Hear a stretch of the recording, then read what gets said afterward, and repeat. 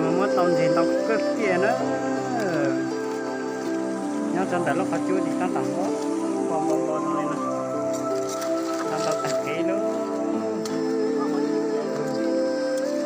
nó biết chút cực kia này ta sẽ muốn là gì tao sang đi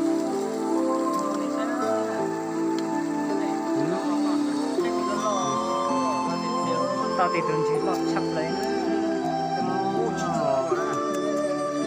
nó mà muốn tàu gì tàu đi tiền chị có thấy không chuyên nghiệp nào đây chị có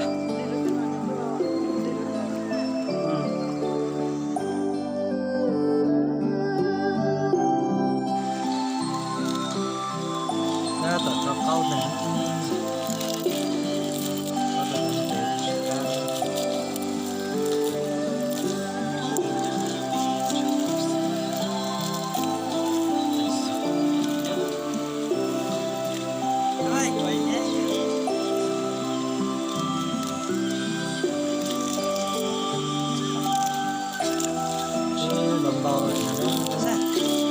Ôi giờ là này thấy nữa.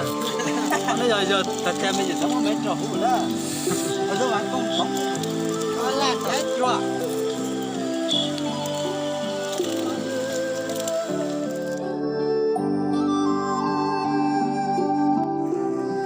Thế mà nó tìm được rồi đấy. trên tàu chạy Nè. Lồng thế này. Tính nào? vì con đó nó cho bé họ lùi bé chó lùi ra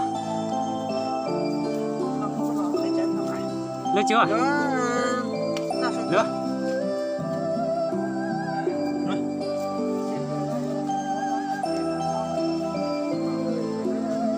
chỉ có mà nhớ cho ốc cờ ốc áo mà hay leo qua tao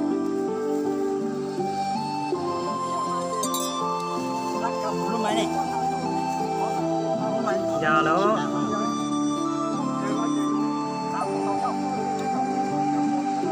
giờ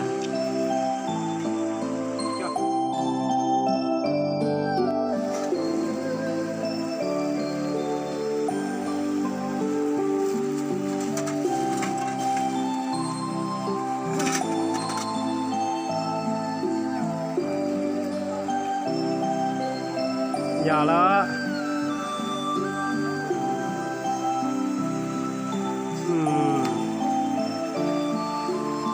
sáng chết chứ sáng một cháu thì kia cháu thích cái gì đấy rồi để làm một hát rồi